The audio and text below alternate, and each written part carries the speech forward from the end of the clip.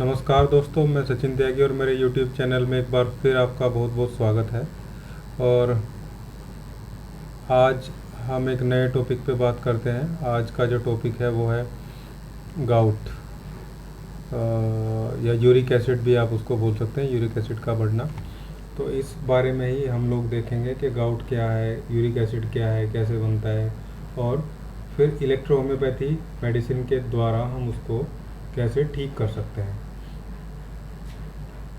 तो सबसे पहले तो आप ये देखिए कि हमारे बॉडी में इतने सारे इंटरनल ऑर्गन्स हैं जो अंदर काम करते हैं। उसमें हार्ट है, लीवर है, और हमारे लंग्स हैं, पैनक्रियाज हैं, और भी बहुत सारी चीज़ें हैं, इंटेस्टाइन है, पेट, हमारा स्टमक है, किडनी है। तो ये सारे जो ऑर्गन है ये सब कंटिन्यूस काम करते रहते हैं, जो भी इनको काम करना है, जो फंक्शन इनके लिए प्रकृति ने फिक्स किए हैं। और किडनी इसमें एक बहुत इम्पोर्टेंट रोल प्ले करता है, क्योंकि जब हम कुछ चीज़ें खाते हैं, चाहे वो लिक्विड ले रहे हैं, चाहे हम सॉलिड डाइट ले रहे हैं, या कोई फ्रूट्स या कुछ भी हम खा रहे हैं, तो वो कहीं ना कहीं वो उसमें कुछ ऐसी चीज़ें भी होती हैं जिनको हमारी बॉडी एक्सेप्ट नहीं करती है, या जो बॉडी में नहीं जाने चाहिए, क्योंकि अंदर केमिकल रिएक्शन होती है। और जब डाइजेशन होता है, उस डाइजेशन में या जो मेटाबॉलिक रिएक्शंस होती हैं, जो मेटाबॉलिज्म की प्रक्रिया होती है पूरी, उसमें कुछ जो केमिकल्स आप उनको बोल सकते हैं, या कुछ सब्सटेंस ऐसे होते हैं जिनको शरीर से बाहर निकालना होता है।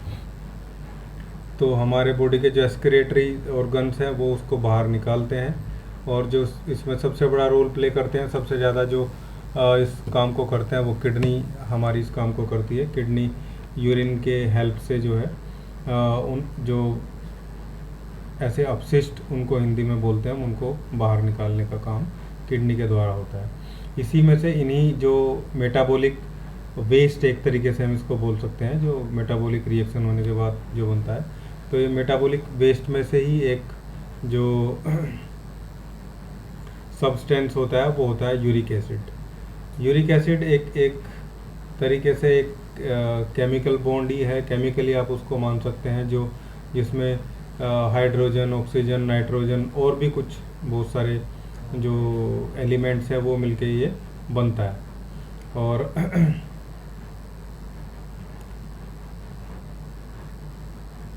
एक्चुअली ये सीधा नहीं बनता है। इसको अगर हम देखें तो हम कुछ ना कुछ खाने की चीज़ खाते रहते हैं, उनमें से ही कुछ चीज़ें जो निकलती हैं, फिर वो बॉन्ड होके एक तरीके से ये बनता है।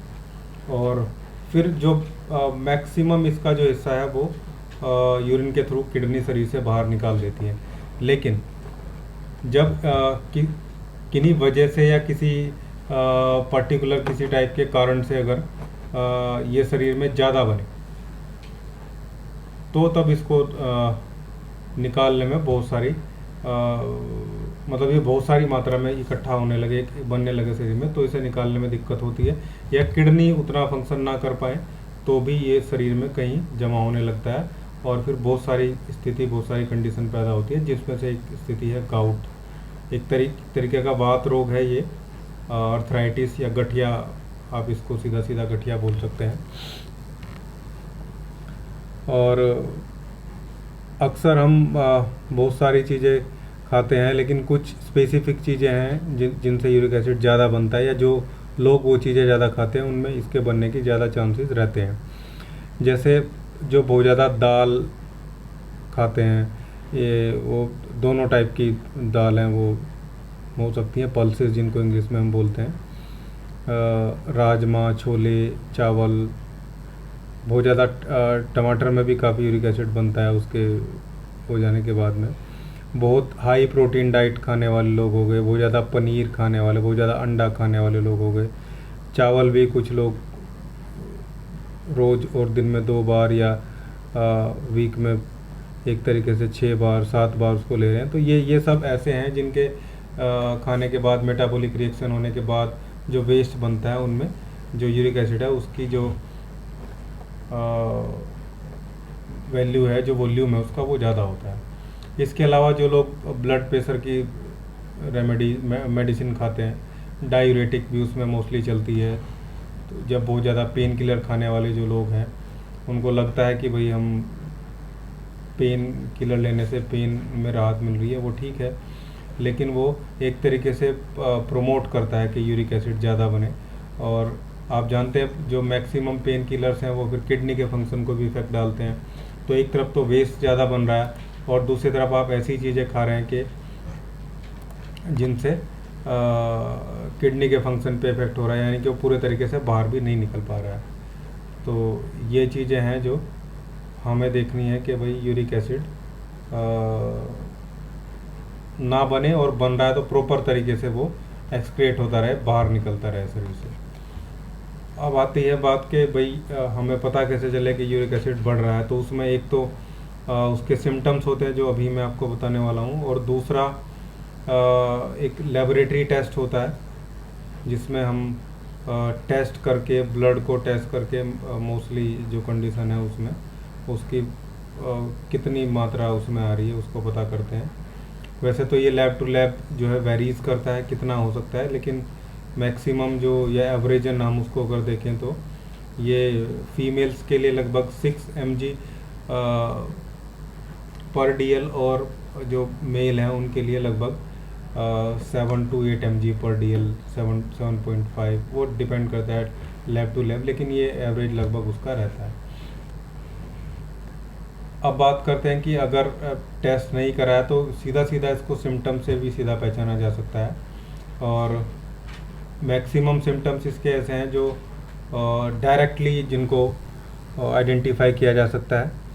सबसे पहला एक सिम्टम्स जो जब ये स्टार्ट होता है तब शुरू होता है, जो हमारा पैर होता है और पैर के अंगूठे में दर्द स्टार्ट होता है। स्पेसिफिक, ये बहुत स्पेसिफिक लक्षण है इसका जो स्टार्टिंग में ही पहचाना जा सकता है। पैर के अंगूठे में केवल दर्द हो रहा है अगर आपके कंटिन्यूस कुछ दिन तक लगातार, तो आपको अलर्ट होने की रिक्वायरमेंट है और अपना यूरिक एसिड चेक कराइए,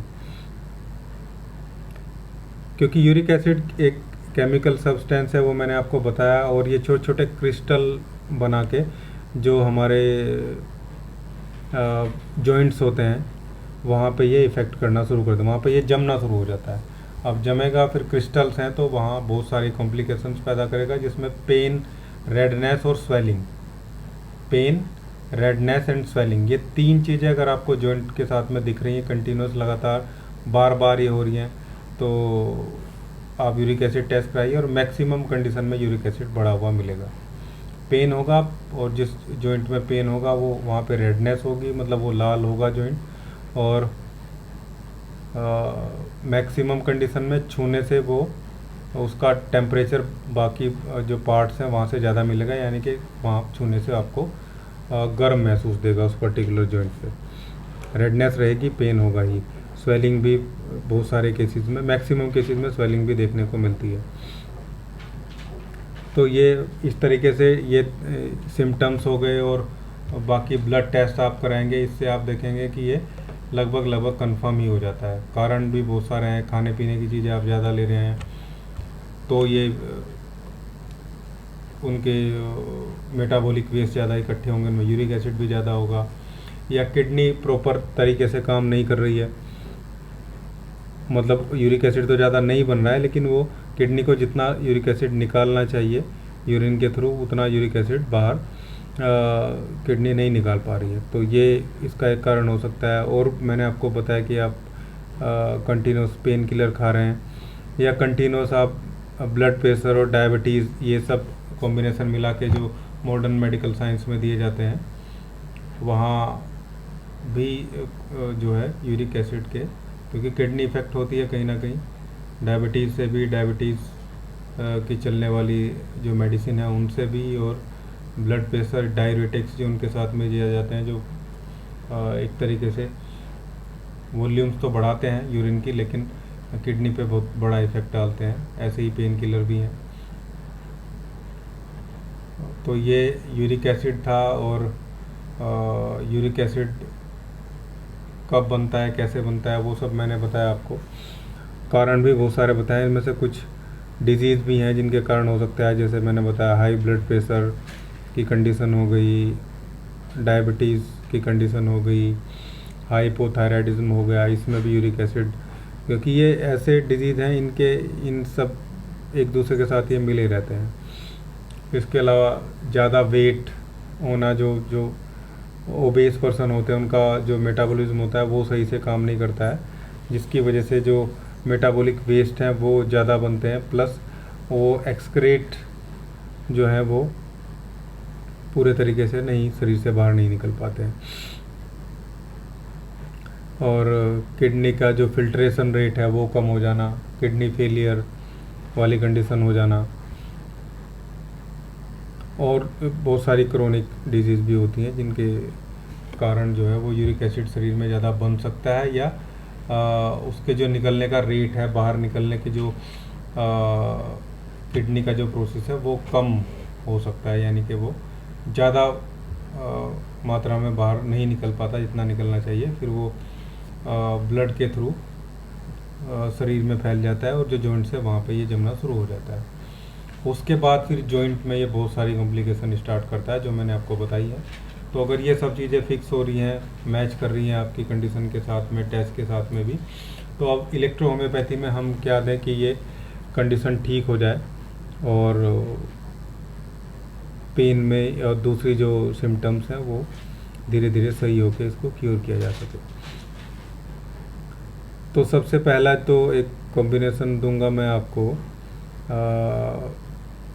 S1, L1 और A3, L2 भी आप इसको बोल सकते हैं, हालांकि वहाँ थोड़ा जैसा बुक्स में लिखा हुआ है, बहुत सारी बुक्स में सभी लोग के उनमें डिफरेंस है कॉम्बिनेशन का जो रेशियो है, लेकिन मैं L2 नहीं बोल रहा हूँ इसके लिए, क्योंकि मुझे S1, L1, A3 देना है, वो भी सभी इक्वल क्वांटिटी में देने हैं। और ये आपको अकॉर्डिंग टू कंडीशन आपको दीजिए। बहुत पुराना क्रोनिक गाउट है तो आप 10th डाइल्यूशन से स्टार्ट कीजिए, या अगर आप डाइल्यूशन में प्रैक्टिस नहीं कर रहे हैं, पोटेंसी में कर रहे हैं, तो आप D10 से स्टार्ट कर सकते हैं। और अगर बहुत पुराना नहीं है तो D6 से स्टार्ट करिए, D6, D8, D10 इनमें से कोई भी आप सेलेक्ट करके स्टार्ट कर सकते हैं। और धीरे धीरे ये जो वेस्ट है इसको बाहर निकालना शुरू हो जाएगा, और इसके जो वॉल्यूम है वो भी, मेटाबॉलिक जो कंडीशन है वो भी S1 के थ्रू बैलेंस होने शुरू हो जाएगी। इसके बाद क्योंकि किडनी का इफ़ेक्ट भी है और हम उसको भी बैलेंस करना चाह रहे हैं, तो इसमें S6, C6 और L1, WR1, WAN1, Y, इस एक कॉम्बिनेशन को बना के हम इसमें दे सकते हैं। और इसके थ्रू ये हमें देखना है, अकॉर्डिंग टू कंडीशन ही हमें सेट करना है। यूरिन आउटपुट कितना है, कितना पानी पीते हैं वो लोग जिनको आप ये रेमेडी सेलेक्ट करके दे रहे हैं, यूरिन आउटपुट वो सभी देखिए। बोलूँगा D5 या D6 में आप इस फॉर्मूले को चलाइए। मोस्टली कंडीशन में तो D6 रहेगा, लेकिन कई बार अगर यूरिन आउटपुट की कोई प्रॉब्लम है तो आप उसको D5 में भी स्टार्ट कर सकते हैं। तो ये दो कॉम्बिनेशन आप कंटिन्यूस चलाएंगे उसका।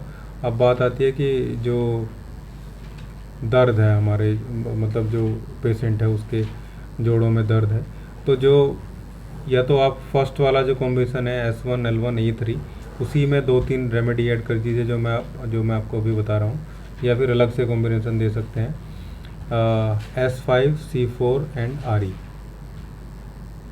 या तो आप वहाँ पे ऐड कीजिए S1, L1, A3, S5, C4, RE, ये पूरा कॉम्बिनेशन D6 में बना के आप दे दीजिए। अदरवाइज एक आप अलग से कॉम्बिनेशन बना सकते हैं और उसमें आपको A2, S5, C4, RE इसको D6 में अलग से दे सकते हैं। और मैं तो बोलूँगा कि आप इसको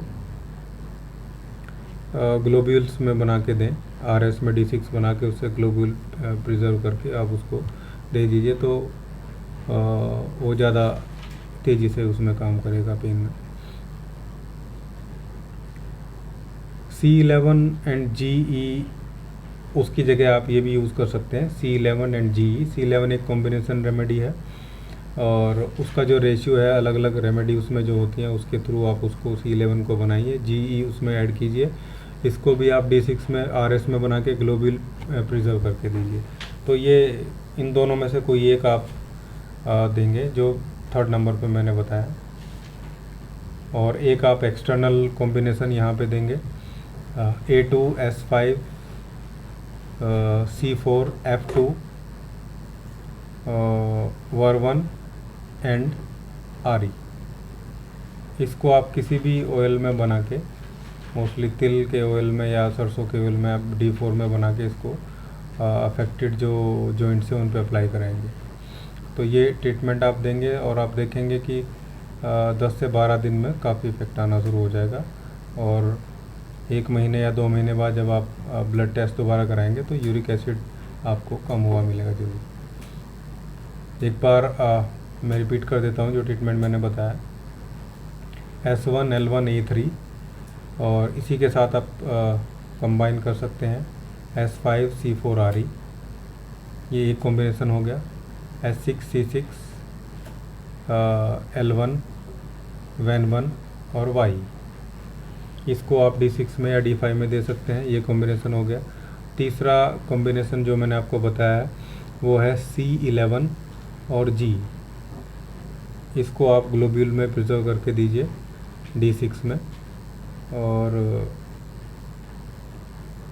आपके पास ये नहीं है तो सिंपली मैंने दूसरा बताया A2S5C5 और G, A2S5C5G, ये आप करके दे सकते हैं। ये भी ग्लोबुलस में दे तो ज़्यादा अच्छा है। और F1 ऐड कर सकते हैं, अकॉर्डिंग टू कंडीशन आपको ऐड करनी है चीज़ें। WE ऐड कर सकते हैं, वही आपको प्लांट्स की नॉलेज है तो आपको आइडिया होगा कि भाई WE क्यों दे रहे हैं, RE क्यों दे रहे हैं। थोड़ा सा क्योंकि डिस्कशन भी हम करते हैं मरीज से कि भाई किन वजह से उसका पेन बढ़ रहा है, किन वजह से घटता है। तो ये थोड़े से सिम्टम हम लेंगे तो हमें क्लियर हो जाएगा कि भाई हमें इलेक्ट्रिसिटी वहाँ पे GE देना है, RE देना है या WE देना है। स्वेलिंग है तो YE देंगे ही, वो हमने S6C6 वाले फॉर्मूले में डाल ही दिया है। मैक्सिमम जो कंडीशन है वहाँ पे YE काम करता है। और अगर पेन जो है ठंडी से बढ़ रहा है और या जो बारिश का मौसम है उससे बढ़ रहा है तो वहाँ पे आप देखेंगे S6 भी काम करता है, लेकिन RE भी बहुत अच्छा काम करता है। WE तो लगभग सभी टाइप के उसमें काम करता है। तो ये इस तरीके से हम सेलेक्ट करेंगे। तो फर्स्ट कॉम्बिनेशन तो हमें देना ही है S1L1A3 S5C4RE। उसके अलावा फिर आप इसमें से कोई भी चीज़ें सेलेक्ट करके दे सकते हैं। और एक्सटर्नल कॉम्बिनेशन मैंने आपको बताया A2S5C5F2 और Y VER1 भी ऐड कर सकते हैं। तो ये आपको एक्सटर्नल किसी ऑयल में बना के वहाँ पे अप्लाई करना है। तो ये था जो आज मैंने बताया गाउट, यूरिक एसिड और उसका इलेक्ट्रोहोम्योपैथी ट्रीटमेंट। और उम्मीद करता हूँ आपको ये समझ में आया होगा अच्छे से, और अच्छे से समझ में आया है या आपको वीडियो पसंद आया तो इसको लाइक कीजिएगा, शेयर कीजिएगा। और अगर अभी तक आपने चैनल को सब्सक्राइब नहीं किया है तो प्लीज़ चैनल को सब्सक्राइब कीजिएगा। Thank you.